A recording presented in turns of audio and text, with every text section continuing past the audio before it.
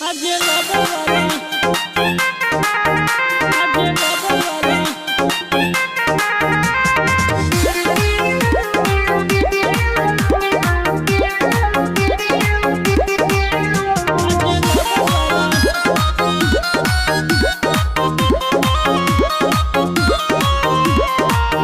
But they अंगड़ाई राजा जी, आज नहीं पलंग हिलाई राजा जी।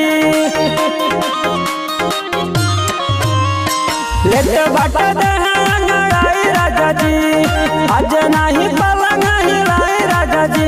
आज लब वाला, आज लब वाला, आज लब वाला चटनी नाचा खाई राजा जी। आज लब वाला चटनी नाचा खाई राजा जी। दुरही छाई राजा जी, लमाई बिस्तर छाई राजा जी। आज लब वाला, आज लब वाला, आज लब वाला चटनी नाचा खाई राजा जी। आज लब वाला चटनी नाचा खाई राजा जी।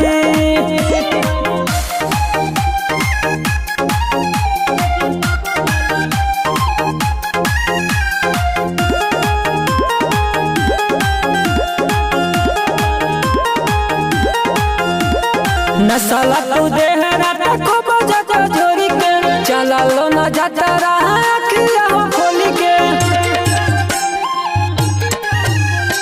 नसला तू देहरा खूब जाता झोरी के, चला लो न जाता रहा किया हो खोली के। बहुत आज हम बात सब खोली के। लब वाला, आज लब वाला, आज लब वाला चटनी नाचा खाई राजा जी। आज लब वाला चटनी नाची खाई राजा जी। दुरही बिस्तर बिछाई राजा जी, लमाही बिस्तर बिछाई राजा जी। आज लब वाला चटनी नाचा खाई राजा जी। आज लब वाला चटनी नाचा खाई राजा जी।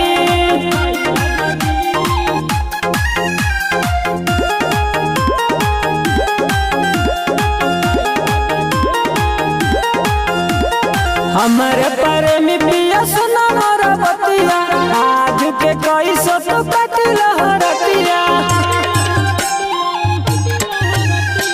हमारे प्रेमी पिया सुना मोर बतिया, आज के कोई सो तो कटिल हरतिया। आज हम सुता तने तो से मुँह मोड़ी के। लब वाला, आज लब वाला, आज लब वाला चटनी नाचा खाई राजा जी। आज लब वाला चटनी नाचा खाई राजा जी।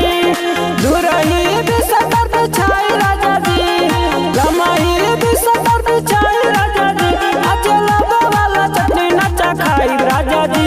आज लब वाला चटनी नाचा खाई राजा